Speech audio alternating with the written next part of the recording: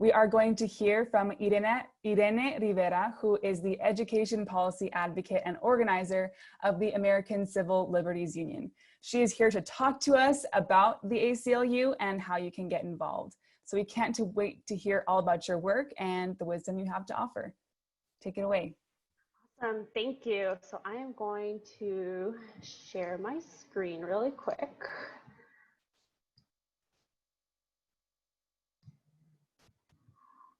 All right, so again, so my name is Irene Rivera. I use she, her pronouns. I am the Education Policy Advocate and Organizer with the ACLU of Southern California. But I'm going to talk a little bit about some of our statewide work. And so, let's move this on. All right, so who is the ACLU? Maybe some of you have heard of us in the news, in your schools, and in your community, but we are a national nonprofit organization. We've been around for about 100 years, and we are known to defend and protect the civil rights and liberties of every single person in this country. We have the ability to serve all the states, actually in the US. We have offices in every single state, and in California in particular, we're very unique because we actually have 3 affiliates, but we do our work in so many different ways. We do it through litigation, which is probably the most popular, right? Doing lawsuits, whether it's suing the current administration, school districts, police departments, you name it, we've probably sued them here and there. But we also do some of our work through legislation. And so there might be a proposition or a bill that's going to come up, and we might want to oppose it or be in support of it. And then the third biggest piece is the on the ground work, the organizing, and some of the coalition work that we do. So in California, like I mentioned, we do have 3 affiliates. Here's a little map to show you where we're sort of located. As a statewide team, as a statewide organization, we work on various issues. So we have a lot of amazing people that are part of the ACLU who work on a ton of things. Our 8 top issues for the ACLU California are criminal justice and drug policy, education equity, which is a team that I am a part of, immigrants' rights, LGBTQ rights, police practices, tech and civil liberties, reproductive justice and gender equality, and voting rights. But here and there, we will probably add a couple more issues that might fall into these top 8. And so there really isn't a limitation to what we might work on. And if it's not something that we're not necessarily prioritizing, we always make it a point of referring folks to the right organizations or people that might be working on an issue. And so, like I mentioned, I work part of the Education Equity Project, which is a statewide team. And our team focuses on anything and everything related to schools, student rights, making sure that school districts are held accountable if they are violating the law, violating students' rights, doing outright discrimination of students based on certain identities. And a lot of our work is very focused on marginalized and under-resourced communities, right? So if it's in public schools, charter schools, anything that might be impacting students in a negative way, we do a lot of work around that. And a lot of our campaigns deal on specific things that students tend to bring up to us, right? They're the ones that tell us, like, hey, there's this thing happening at my school. I feel like it's wrong. I feel targeted. I'm being bullied or harassed. Anything that has an impact on students and their rights to an education. The ACLU SoCal Ed team is typically the one that takes on these types of cases. But we do work in collaboration with a lot of the other teams that I mentioned beforehand, right? We have the immigrants' rights, the technology and civil liberties team with digital privacy. So our team is great because although we are centered with students and in schools, we get to tap into the other teams to bring in their expertise on some of our work and to some of their work and how it plugs into what we're doing. And so just to give you a few highlights of what the Ed team did last year, we launched the Youth Liberty Squad, which I'll talk about next, but it's a youth program that, gave us the opportunity to work with high school students. We ended random searches of students in LAUSD for anyone that's on here that goes to a school in Los Angeles. We helped to fund the LAUSD School Police Department, which is very recently, actually, like maybe 2-3 weeks ago. We hosted Student Mental Health Week. We hosted Constitution Day at several schools in the city. We also held our first ever California Advocacy Institute, which I am certain many of you that are on this conference probably participated in last year. We held it at UCLA. And then we also released our Right to Resources report, which looked at how many school districts in California were misallocating and spending funds that were meant to be for high need students, so low-income students, English learners, and foster care youth. And that money was actually being spent on police, which is a huge problem for us. And the list goes on and on. I can keep talking about all of the great things that we did last year, but I wanted to focus a little bit more on the Youth Liberty Squad and then just generally how you can get involved, because you know, I know in this conference there's folks from NorCal, San Diego, LA, Central Valley. I'm sure like the list goes on. And so our two biggest ways to get to be involved with the ACLU and really in general any of the issues that we're working on, not so much just the education equity, is you can volunteer. Like I said, we have 3 affiliates, so very likely you're close to one office. And you know, I know a lot of us are always looking for volunteers, for folks to come in and help us, and to participate in events, right? We might be hosting workshops, we might be doing rallies, we are, you know, might be going out in support of a lawsuit, and we're trying to do the organizing on the ground.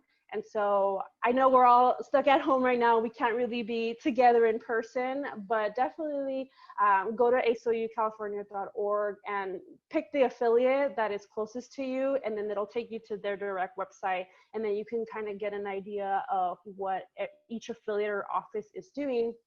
But if you are interested in particular our youth program, which is the Youth Liberty Squad, this is something that we started last year because the Education Equity Project wanted to work alongside high school students or just students in general more often, and we wanted to make sure that young people were guiding and leading a lot of our work that we did in this area, right? We had been doing ed issues for such a long time, but we realized that we needed to have student voice and perspective in all the decisions that we were making, whether it was on, you know, taking on certain litigation or lawsuits, whether it was supporting or opposing certain bills, or any organizing that was happening on the ground. We wanted to make sure that we were working alongside the students that are impacted the most by the issues that we were seeking to change.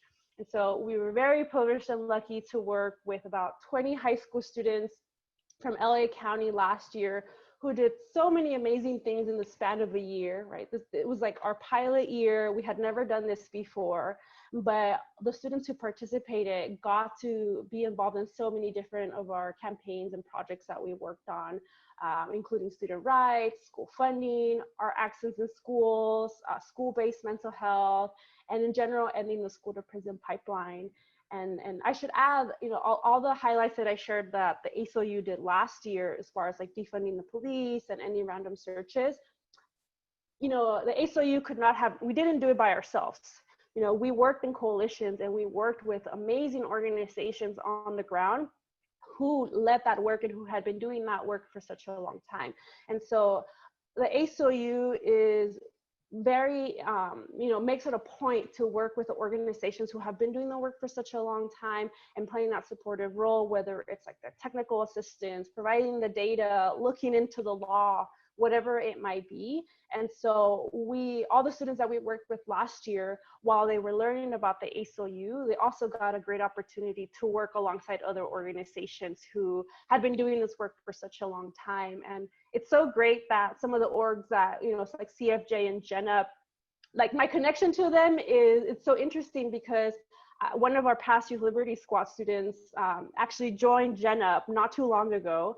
And then for CFJ, one of the pictures that they actually showed, I was actually there from like years and years ago from a different organization. And so while students are developing their leadership skills and learning more about the ACLU and the importance of students knowing their rights, they also get the opportunity to plug into other amazing organizations who are doing this work. And so while the Youth Liberty Squad, right now we're in our second cohort. This is a picture of some of the new students. We had our first meeting last week. We're now exploring a way to expand this work to other students across the state, which is going to be the focus of Thursday, at least the breakout sessions, if you pick the ACLU to talk more about our work.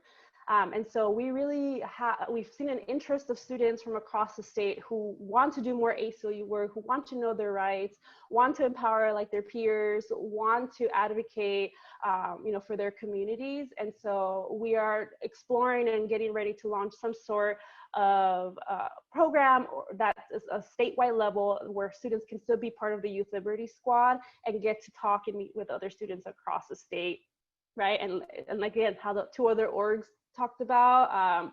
ACLU is also working on the Schools and Communities First Initiative, Prop 15. And so I won't talk too much about it, but our goal for the high school students that we're also going to be working with right now is, to focus on Prop 15, and then also be the ones who are sharing that information and encouraging folks to vote if they're able to later on in November. And so if you all are interested, and if you have a passion for any of the issues that I talked about, that the ACLU covers, and really especially with education, please reach out to me. We have my contact info is on there, and I hope that I can learn more from all of you as far as like what is happening in your schools and your communities in terms of education equity, because we really do rely on students to let us know what are the issues and what is impacting young people, because I'm one person, our team is not the biggest for an entire statewide team, but we do rely on students to inform us about issues so that we can bring those changes about. So thank you all.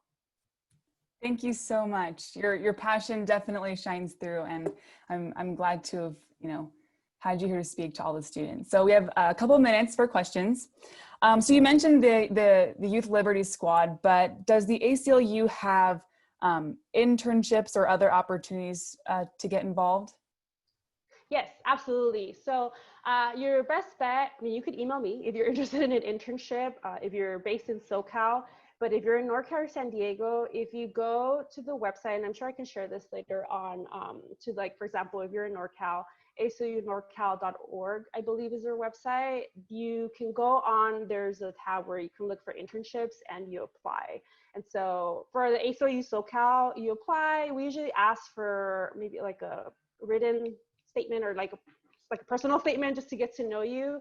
And then we have one interview, and we want to make sure that whatever topic you're interested in, that we put you with that team so that you're developing those skills. Yeah, thank you. One student asked how distance learning is changing the programs that you offer for student leaders.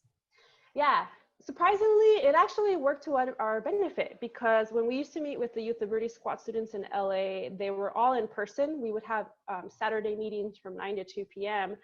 So now our first meeting with this new cohort, we're doing it online, which is very interesting. But that gives us the opportunity to actually meet more often, because we don't want to be online for like 5 hours. That's just too much. So we meet more frequently, but less time. And so that's why the idea of the statewide team or statewide Youth Liberty Squad came about, because we can actually use that to bring in more students to learn about the ACLU, get involved in some of our education equity work. And so what we're probably leaning towards is having bi-monthly or like a monthly meeting, maybe on Zoom, maybe for like an hour, hour and a half, so that students get plugged into our work. And although I'm based in LA, any student from any region in California can still do the work, in their community.